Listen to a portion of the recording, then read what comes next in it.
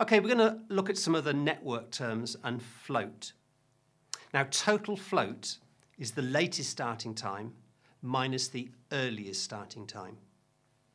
Now, the Americans don't use the term float, they use the term slack. Slack and float are therefore the same thing. All of the Europeans I've met use the term float. If you've got float, it means you don't have to start something immediately because it has a later starting time which is different to the earliest starting time. So in this example, done a very simple network analysis.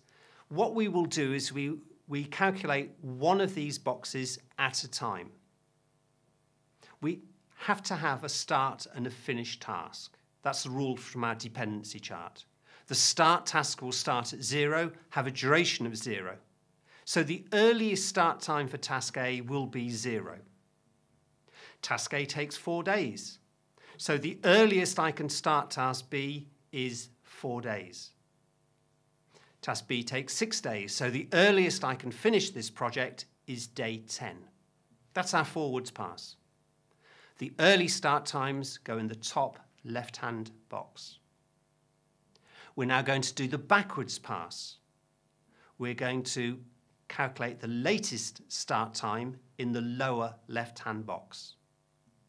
For the finish task, always put the same number in the latest start time as you had in the earliest start time.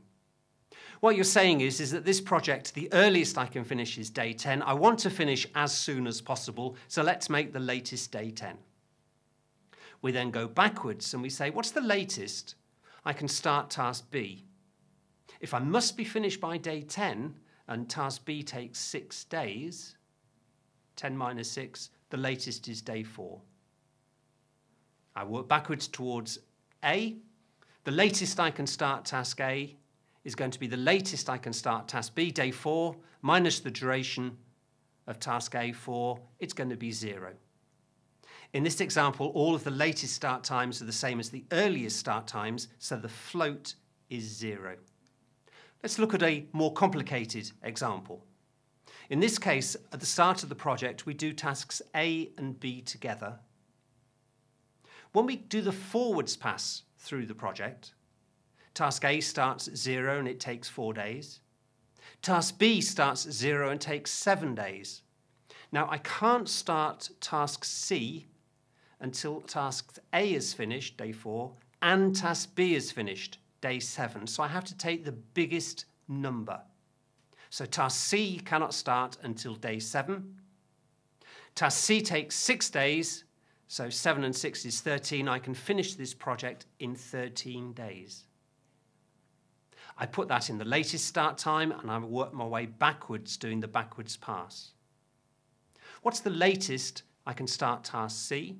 I must be finished by day 13 and it takes 6 days. The latest is day 7. What's the latest I can start task A? If I must start task C on day 7 and task A takes 4 days, well, the latest I can start task A is day 3. In this case, the latest and the earliest start times for task A are different. So that's going to calculate this 3 days of float. Task B must start task C, day 7. Task B takes 7 days. The latest I can start it is day 0. There is no float. So the other network terms, the earliest start time and the latest start time we've come across. But we've also got the early finish time and the latest finish time. Again, don't look at these as difficult equations because common sense is easier to remember. The earliest I can finish the lecture is the earliest I start the lecture plus the duration of the lecture. And the latest I can finish the lecture is the latest I start the lecture plus the duration of the lecture. So the finish times will be the start times plus the duration. And this is the format that we have to display our network analysis in. In an exam, this is the format you have to use. We'll have the early start times, the early finish times, the latest start times, the latest finish times, the duration, the task name, and the float. And this complies with the British Standard on Project Management, BS 6079, And this is what you will use for any calculations of critical path. And we'll be doing an exercise shortly.